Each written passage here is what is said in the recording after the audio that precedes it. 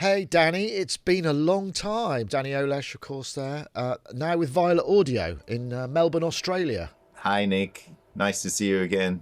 And through the magic of web technology, we're able to do this kind of remote thing. It's astonishing that we can do this halfway around the world. It's fantastic.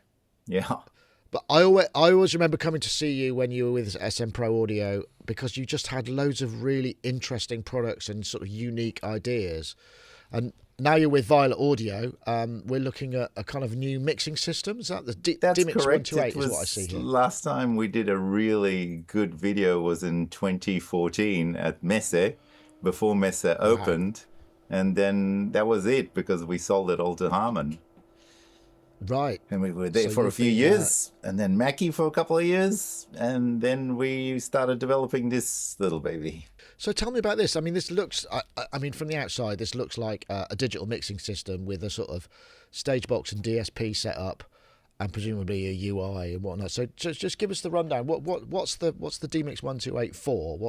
How would you kind of pitch it to me? Okay, yes, it's a mixing system. It's a massive matrix. It's got over 20 million matrix points, audio matrix points inside it. So it can become anything you like, but we set it up as a digital mixer right now with a lot of I/O, expandability, a UI obviously, and capabilities of connecting multiple units together. So I'm seeing 32 ins on XLRs, and that looks like 24 outs. But there's presumably much more than that going on, So right? we've got MADI I/O, AES67, 256 channels. Four of these units can hook up together. We've got AES, two AES inputs and outputs, stereo headphones, expansion slot, a video output as well, and USB redundant power supply at the back, new high quality designed remote mic preamps. So quite a lot of work has gone into this because it was designed from scratch. We had to look for a new engine, and it's all FPGA based. So input Oh to right, okay. output latency is around zero point 0.3 milliseconds. Wow. Okay. So that's some pretty hefty specifications. I noticed on that side shot they're very narrow as well. I mean, it's not like because most of these things that you see they're really deep, and this is actually quite a small footprint by the It's a looks of small things. footprint. The rack ears can move forward, which lets you have full-size XLRs connected to it while it's in the rack and being able to close the rack that way as well.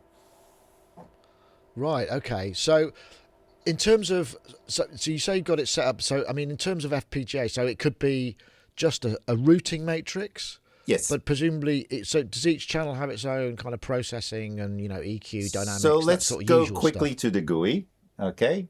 Let's switch over to the GUI and let's look at a channel and what processing it has on it. So we have input selection. That input selection can come from anywhere, whether it's MADI, AES, another mixer. We have phase inversion and delay, high pass, low pass filters. We've got saturation, which is basically a harmonic distortion. We have gates, compressors, parametric EQs, inserts to either hardware or software inserts, graphic EQs, multiband compressors, DSs, and the order of them can Wow. be changed in real time as you wish. I Okay, so that's pretty intensive. I mean, normally I'm used to sort of like, high pass filter, gate, compressor, EQ. That's your lot, but there's a lot Correct. going on there, right? 24 auxiliary sends, 12 stereo effect sends, DCAs, subgroups, mute groups, view groups, dual solo buses. But some of the processing is quite unique. If I go to the parametric EQ, for example, so, you look, okay, this is a 4-band parametric EQ, but it's not just that. I can add up to 8 more parametric EQs, for example, Ah, okay. and I can take them away.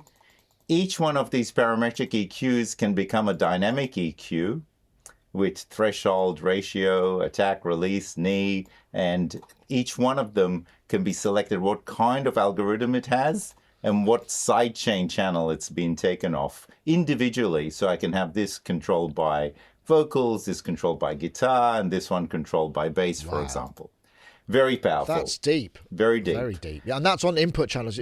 Presumably that works on output channels as well. Yes, 'Cause I'm on thinking output that's and kind of- input channels. We've got multi-band compressors with obviously ability to change the crossovers and the threshold, and again, sidechain those to anywhere you like. So it's quite intense from that point of view. Yeah. As far as the processing goes. The routing is very powerful as well. You can set inputs, outputs, direct outputs to anywhere. On the network, I've got one computer, for example. I have a couple of dMix units. If I go to my remote, I can see that these are available. I can select my laptop here and add it. Then I can configure it, say, to 64 channels if I wanted to. And now I'll be able to insert via any software that runs plugins. Then I can set up this rack here as a shared second rack. So now my routing, if I want to route input two sources from another mixer, I can route it from another mixer, and you can see it's coming there. Inputs and outputs matrix, etc., etc. Okay, that is deep, isn't it? I mean, I suppose in many ways, what we're looking at, I mean, I'm thinking about this. You know, there's two applications immediately. It's like obviously live sound, taking a small footprint thing out on the road. You're controlling it via software. Is it iPad only? Is it iPad or desktop? It's web-based, which means Linux, PC, phones, Mac, iOS. It doesn't matter. So it's got its own web browser, yes, sort of editor built in. And we have full support from Music Station software as well already. So you could use it for live, yeah. And also for studio. I guess yes. With this number of inputs, yeah. Us synth heads, and where we've got a lot of potential live inputs, we can flip and configure that, and that can be remote. So with remote rooms, you can have the DAW coming back in. There's just a lot of potential. Absolutely. Right? If we switch over back to the hardware, so you can understand as far as that's concerned, we have the two stereo headphone outputs, which means there's 30 outputs here. All right. Wow. Just analog, and that's on analog. Yeah, it's on analog side of things. 24 plus 4, 28 plus the two AES. And by hooking them up together, yes, they multiply the outputs and the OGs that you can send, because you can share all the inputs between all the inputs, and you've got 128 channels that you can process. So we were talking a little bit beforehand. I mean, obviously, this, not only I can see this kind of on the road or in the studio, but I'm guessing installation's a big market as well. So, you know, places which, conference centres and things which have, you know, root mics here and there and over network and all of that stuff. So you can actually really set up however you need. For the install market, we have specific documents on the website to download, because we've already included in the software all the popular control with ECP, for QSC, for OSC, for standard UDP and TCP. Everything is already inside the console, and there's documentation there for integrators to connect this up to any hardware they like. It looks like a kind of do-it-all box in many ways. I noticed there's some USB on the front as well. What is that? So there's two things. We can connect a screen to the unit. The USB can be for a touch screen. It can be for a keyboard, for a mouse, for loading and saving the presets and shows, charging if you need to. And we'll see. We might open it up for other facilities as we go along, because it's a very big FPGA inside. We can keep adding more functionality to it as we go along. Interesting. So in terms of recording, if I was to use this as a recording interface, what's the kind of maximum, you know, notional, I suppose? I mean, obviously the record count. I guess if I've hooked this up to my computer and I've got maybe an AES interface as well, what's the maximum I/O I could get off a single unit? Well, each unit has 64 by 64 channel interface, two of them. So you can run two computers running 64 channels each, and you can select, so in reality 128 channels. So you could do a 128 channel recording. I mean, you know, with modern SSDs, that's not at all unlikely, is it?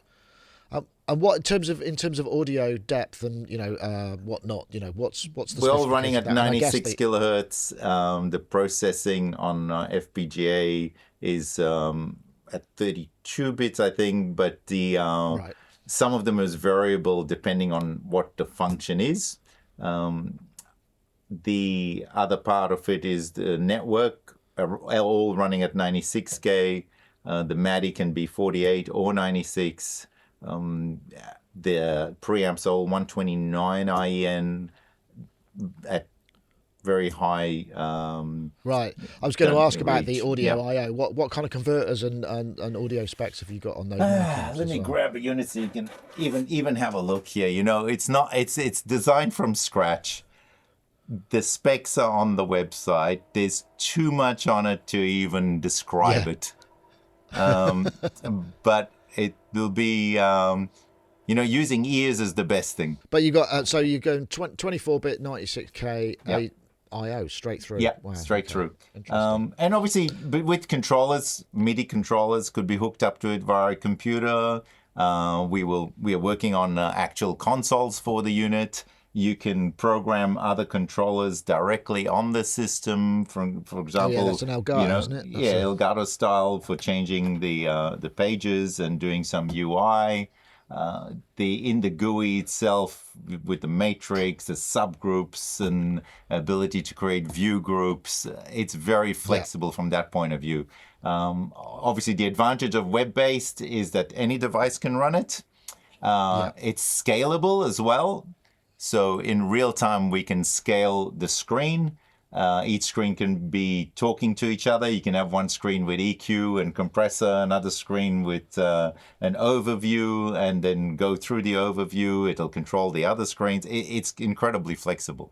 In terms of where it sits in the market, because I mean we have like a huge range of, you're going right up to from I don't know a Zoom L6, or whatever, up to Digico and that world, which is extremely high end touring stuff. Where does your stuff sit in terms of pricing? This is a flagship in a sense, and I mean, yes, we can go up from there, but we can certainly go down from here and use the technology and the base board that we built to create a whole heap of products around it. So this particular unit is going to be $5,000 at the retail price, which is, from our calculations, about half of anything that's even close to it right now.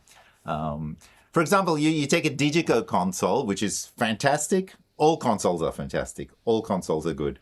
You take a Digico console, it doesn't have the ability for multiple iPads to connect to it. You spend another $5K and suddenly 24 people can do their aux sends by ears. Right, yeah, that's really handy. Via MADI. In terms of that, is there security? Because obviously one of the things that having a web interface is, there's a security aspect to it. Well, the security can come from a few points. The security comes from the router by restricting IP addresses and restricting MAC addresses. And internally, there's security for locking out certain parts of the GUI. So we're shooting this prior to NAMM. I'm guessing, is this launched at NAMM, or is it already out in the world? This is launched at NAMM. There've been some samples around in the world being used by certain bands testing it, but it's being launched at NAMM, and we will have a small amount of units available straight away, and then further production as time goes. Excellent. Thank you so much, Danny. Thank you, Nick.